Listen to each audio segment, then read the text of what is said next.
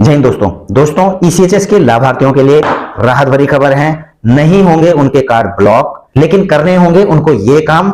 मिलेंगे 3 ऑप्शन। जी हाँ दोस्तों, जैसा कि आपको पता ही है कि 18 प्लस डिपेंडेंट का एनुअल वैलिडेशन यानी कि एलिजिबिलिटी सर्टिफिकेट जमा करने का समय 31 अक्टूबर 2022 था और 1 नवंबर 2022 से ईसीएचएस के कार्ड उनके ब्लॉक होना शुरू हो जाने थे। लेकिन अब इसका समय आगे बढ़ा दिया गया है। इसे कितना आगे बढ़ाया है मैं लेटर के माध्यम से आपको बताऊंगा। और दोस्तों, ईसीएचएस बेनिफिशियरीज की असुविधाओं को देखते हुए, जैसे कि आपको पता ही है, कई डिपेंडेंट्स के पास उनके पैन कार्ड नहीं थे, आईटीआर नहीं भरते थे, या फिर वो जो है इनकम सर्टिफिकेट प्राप्त नहीं कर पाए, और कुछ ऐसे भी हैं जिन्होंने गलत डॉक्यूमेंट सबमिट कर दिए हैं, तो उनको भी मौका दिया गया है। जिन्होंने नए पैन कार्ड भी बना लिए हैं उनको भी क्या करना है, उनके लिए भी इंस्ट्रक्शन जारी किए गए हैं। और ओआईसी पॉलीक्लिनिक को भी 3 ऑप्शन सॉफ्टवेयर के ऊपर दिए जाएंगे ताकि किसी भी एलिजिबल डिपेंडेंट का गलती से भी कार्ड ब्लॉक ना हो जाए, रिजेक्ट ना हो जाए। तो दोस्तों, मैं आपको बड़ी ही सिंपल भाषा में इस लेटर के एक एक पॉइंट कवर करने की कोशिश करूंगा ताकि आप सही तरीके से इसके अनुसार कार्रवाई कर सकें और आपके डिपेंडेंट के कार्ड ब्लॉक ना हो।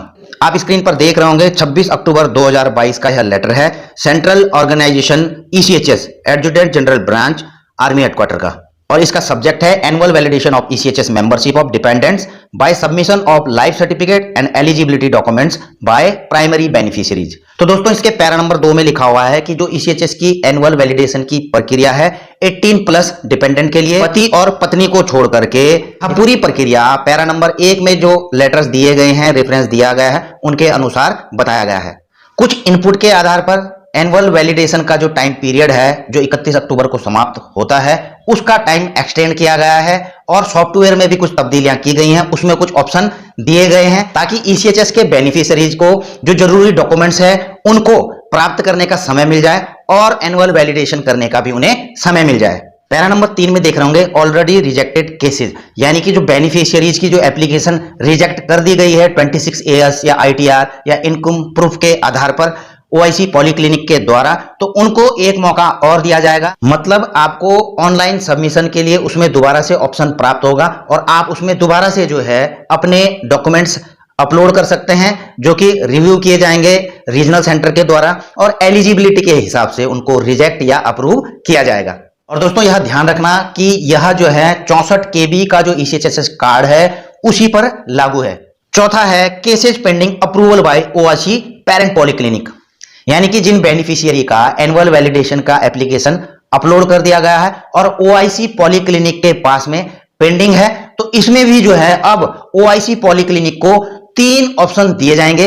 नंबर पहला ऑप्शन है इसमें अप्रूवल। जी हां दोस्तों, जब आपका डॉक्यूमेंट अपलोड हो जाता है तो अगर जो है ओआईसी पॉलीक्लिनिक सेटिस्फाइड हैं कि इनका डॉक्यूमेंट बिल्कुल सही है, तो वो जो है आपकी एप्लीकेशन को अप्रूव कर देंगे और एलिजिबल पाए जाने पर आपका कार्ड 1 साल के लिए वैलिडेट कर दिया जाएगा।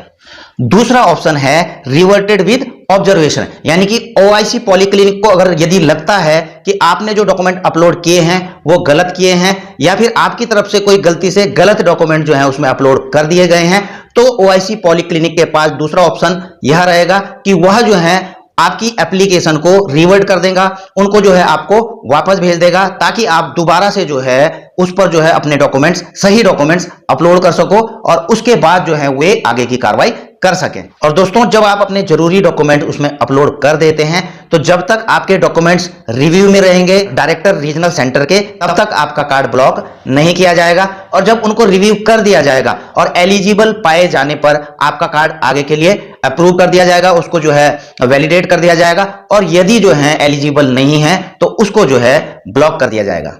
और तीसरा ऑप्शन है ओआईसी पॉलीक्लिनिक के पास rejected and forwarded to directed regional centre, यानी कि ओआईसी पॉलीक्लिनिक को लगता है कि आपके डॉक्यूमेंट जो हैं एलिजिबल नहीं हैं ईसीएचएस के बेनिफिशियरी के लिए, तो वो जो है उनको रिजेक्ट कर देंगे और रिव्यू के लिए रीजनल सेंटर के लिए भेज देंगे। अब रीजनल सेंटर इसका रिव्यू करेगा, रीजनल सेंटर को लगता है कि आप एलिजिबल है तो इसे अप्रूव कर दिया जाएगा, और अगर उनको लगता है कि यह जो है एलिजिबल नहीं है, वो आपकी एप्लीकेशन को रिजेक्ट कर देंगे और आपका कार्ड ब्लॉक हो जाएगा।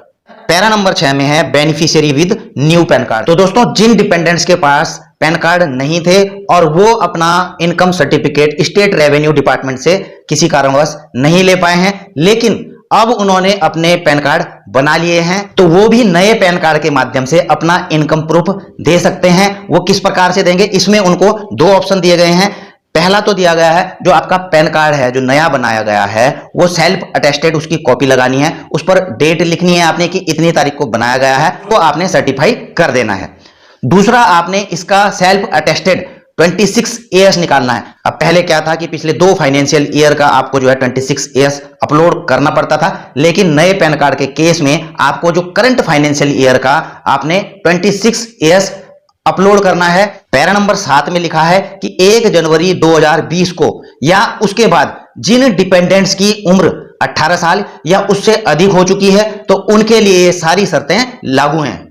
पैरा नंबर 8 में लिखा है कि जो आपने डॉक्यूमेंट्स अपलोड किए हैं, जो कि ऊपर मैंने अभी बताया है, उसी के अनुसार जो है OIC पॉलीक्लिनिक या डायरेक्टर रीजनल सेंटर आपकी एप्लीकेशन को अप्रूव या रिजेक्ट करेंगे। पैरा नंबर 9 में डेट ऑफ इंप्लीमेंटेशन, यह बहुत महत्वपूर्ण है, यानी कि इसको कब से अमल में लाया जाएगा। दोस्तों 31 अक्टूबर 2022 से जो है इस सॉफ्टवेयर को अपग्रेड कर दिया जाएगा। ये जो 3 ऑप्शन मैंने बताए थे और जो आपको दोबारा से जो है भरना था वो भी आपको 31 अक्टूबर के बाद प्राप्त होना शुरू हो जाएंगे। और जितने भी पेंडिंग केसेज हैं और जिन्होंने अभी तक जो है एनुअल वैलिडेशन की प्रक्रिया नहीं की है, तो आपको पता है कि पिछली तारीख के अनुसार 31 अक्टूबर तक लास्ट डेट थी और 1 नवंबर से जो है कार्ड ब्लॉक होना शुरू होने थे, लेकिन अब इसको बढ़ा करके 1 नवंबर की बजाय 1 जनवरी 2023 कर दिया गया है। यानी कि 31 दिसंबर 2022 तक आप अपनी एप्लीकेशन यानी कि एनुअल वैलिडेशन इस पर कर सकते हो, तब तक आपके कार्ड ब्लॉक नहीं किए जाएंगे। तो दोस्तों आपके पास समय है 2 महीने का। इस दौरान यदि आपने गलत डॉक्यूमेंट्स अपलोड कर दिए हैं तो उनको जो है दोबारा से रीसबमिट कर सकते हैं सही डॉक्यूमेंट्स के साथ में। आपके पास अगर नया पैन कार्ड आपने बना लिया है या तुरंत बना लीजिए, तो उसी के अकॉर्डिंग जो आपको बताया है उसको जो है अपलोड आपने करना है और दिए हुए समय से पहले ये सारी कार्रवाई करके अपने डिपेंडेंट के ECHS कार्ड को अगले 1 साल के लिए रीवैलिडेट करा लें। तो दोस्तों आज की यह वीडियो मैं यहीं पर समाप्त करता हूं। वीडियो अगर आपको जानकारी भरी लगी हो तो इसे लाइक शेयर कर सकते हैं। चैनल में अगर आप नए हैं तो चैनल को सब्सक्राइब करके बेल आइकन का घंटा दबा सकते हैं ताकि आपको मेरी आने वाली वीडियोज की नोटिफिकेशन मिलती रहे। जल्द मिलूंगा नई वीडियो में नई जानकारी के साथ। जय हिंद, वंदे मातरम।